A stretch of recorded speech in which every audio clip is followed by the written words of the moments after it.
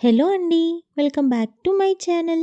ఇవాల్టి వీడియోలో నిమ్మరసంతో ఉసిరికాయ నిల్వ పచ్చడి ఎలా చేసుకోవాలో చూద్దాం. పచ్చళ్ళు పెట్టరాని బిగినర్స్ కూడా చాలా సింపుల్ ప్రాసెస్లో ఈ ఉసిరికాయ నిల్వ పచ్చడిని ఎలా పెట్టుకోవాలో డీటెయిల్డ్గా ఎక్స్ప్లెయిన్ చేస్తాను. ఈ ఉసిరికాయ నిల్వ పచ్చడిని పక్కా కొలతలతో ఎలా చేసుకోవాలో చూపిస్తాను. మీరు సేమ్ ఇదే ప్రాసెస్లో చేశారంటే సంవత్సరం వరకు కలర్ చేంజ్ అవ్వకుండా సేమ్ టేస్ట్తో నిల్వ ఉంటుంది. మరి ఈ ఉసిరికాయ నిల్వ పచ్చడి నిమ్మరసంతో ఎలా చేసుకోవాలో చూద్దాం. ముందుగా ఉసిరికాయల్ని తీసుకోండి. నేను 2 కిలోల ఉసిరికాయల్ని తీసుకున్నాను. పెద్ద సైజులో ఉన్న ఉసిరికాయలు కాకుండా ఇలా మీడియం సైజులో ఉన్న ఉసిరికాయలతో పచ్చడి పెడితే చాలా రుచిగా ఉంటుంది. ఇలా ఉసిరికాయల్ని తీసుకున్న తర్వాత 2-3 సార్లు నీట్గా కడుక్కోండి. కడిగిన తర్వాత ఒక క్లాత్తోని నీట్గా అన్ని ఉసిరికాయల్ని తుడవండి. ఉసిరికాయలకి వాటర్ ఏమీ లేకుండా తుడిచిన తర్వాత ఉసిరికాయలన్నిటినీ ఇలా ప్లేట్లోకి తీసుకొని అరగంట నుంచి గంట వరకు తడిపోయేంత వరకు ఆరనివ్వండి. ఇప్పుడు ఒక కడాయి పెట్టుకొని స్టవ్ ఆన్ చేసుకొని అందులోకి 3 గ్లాసెస్ ఆయిల్ని తీసుకోండి. నేను ఈ గ్లాస్తో 3 గ్లాసెస్ ఆయిల్ని తీసుకున్నాను. ఈ గ్లాస్లో 1/2 లీటర్ ఆయిల్ పడుతుంది. అలా 3 గ్లాసెస్ తీసుకున్నాను. పల్లి నూనెని తీసుకున్నాను. పల్లి నూనెని లేదంటే నువ్వుల నూనెని తీసుకుంటే పచ్చళ్ళు మంచి రుచితో ఉంటాయి. నేను 2 కిలోల ఉసిరికాయలు తీసుకున్నాను. అందుకే 3 గ్లాసుల నూనెని తీసుకున్నాను. మీరు కేజీ ఉసిరికాయలు తీసుకుంటే గ్లాసున్నర నూనెని తీసుకోండి. ఆయిల్ బాగా వేడైన తర్వాత మంటని సిమ్లో పెట్టుకొని ఉసిరికాయల్ని తీసుకోవాలి. కడాయిలో ఎన్నైతే ఉసిరికాయలు పడతాయో అన్నీ తీసుకోండి. మీడియం ఫ్లేమ్లో ఉసిరికాయల్ని ఫ్రై చేసుకోండి. హై ఫ్లేమ్లో చేసుకున్నారంటే ఉసిరికాయలు పైకి కలర్ చేంజ్ అవుతాయి కానీ లోపల ఉడకకుండా ఉంటాయి. అందుకే మీడియం ఫ్లేమ్లో ఫ్రై చేసుకోండి.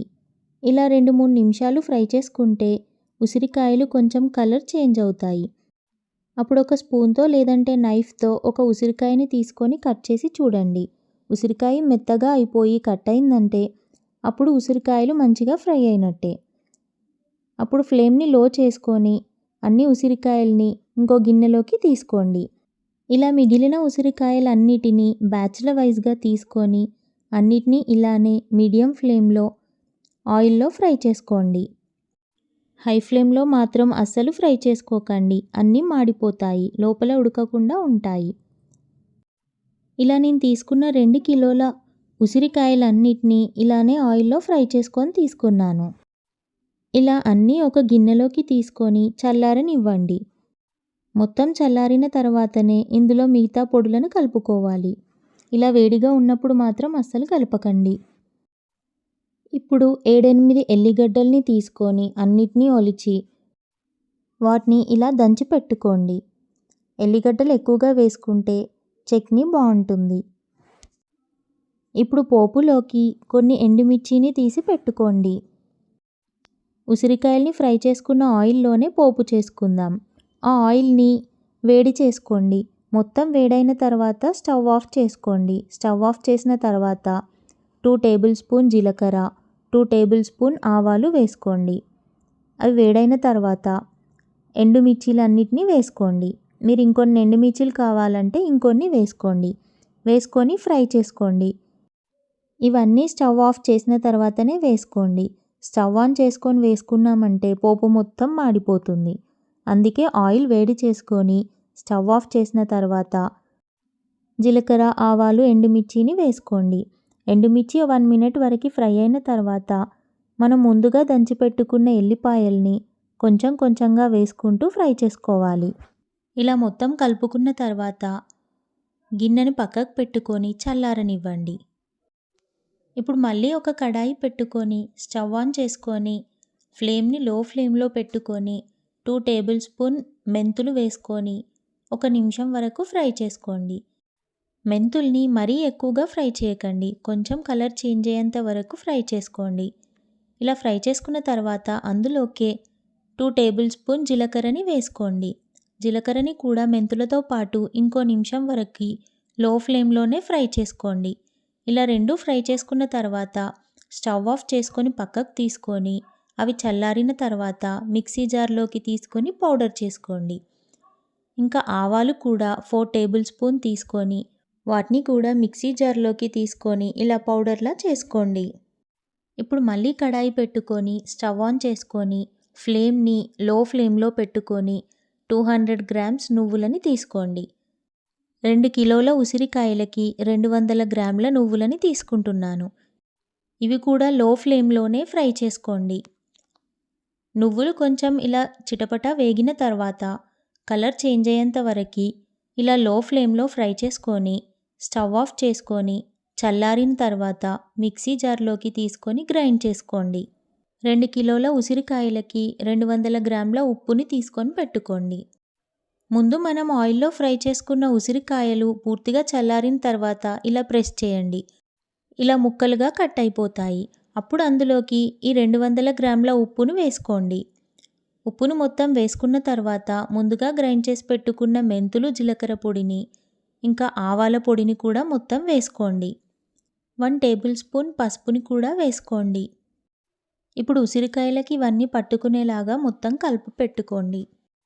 ముందుగా గ్రైండ్ చేసి పెట్టుకున్న నువ్వుల పొడిని మొత్తం ఈ ఉసిరికాయల్లో వేసుకొని మళ్ళీ కలుపుకోండి. ఇలా మొత్తం కలిపి పెట్టుకుంటే ఉసిరికాయలకి ఈ పొడులన్నీ పట్టుకుంటాయి. ఇందులోకి నిమ్మరసం వేసుకుందాము. మనం ఏ గ్లాస్తో అయితే పల్లి నూనెని తీసుకున్నామో ఆ గ్లాస్తో నిమ్మరసాన్ని తీసుకోవాలి. 2 కేజీల ఉసిరికాయలకి 1 గ్లాస్ నిమ్మరసం తీసుకున్నాను. ఈ గ్లాస్ నిమ్మరసాన్ని ఈ ఉసిరికాయల్లో వేసుకొని మొత్తం కలిపి పెట్టుకోవాలి. ఈ నిమ్మరసం టేస్ట్తోనే ఉసిరికాయ పచ్చడి చాలా టేస్టీగా ఉంటుంది. పోపు మొత్తం చల్లారిన తర్వాత అందులోకి కారం పొడిని తీసుకోవాలి. 200 గ్రామ్స్ కారం పొడిని తీసుకున్నాను. కారం పొడిని మొత్తం చల్లారిన ఈ పోపులోకి తీసుకొని బాగా మిక్స్ చేసుకోండి.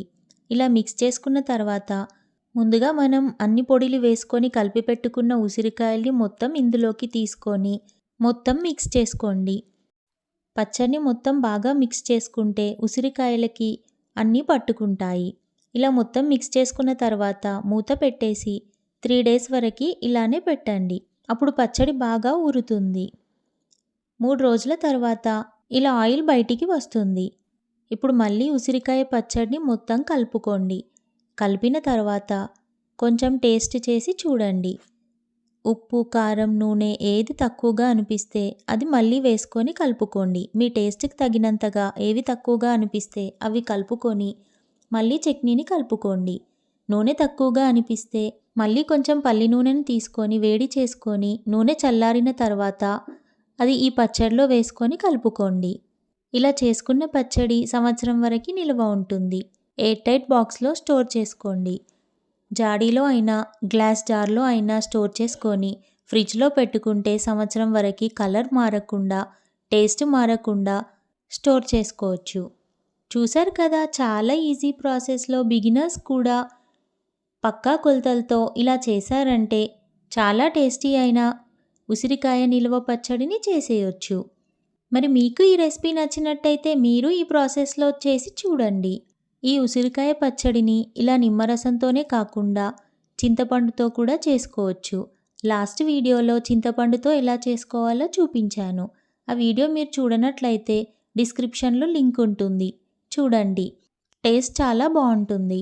మీకు నా వీడియో నచ్చినట్టయితే నా వీడియోకి లైక్ చేయండి, షేర్ చేయండి, నా ఛానల్ని సబ్స్క్రైబ్ చేయండి. మరికొన్ని నోటిఫికేషన్స్ కోసం పక్కనే ఉన్న బెల్ ఐకాన్ని క్లిక్ చేయండి.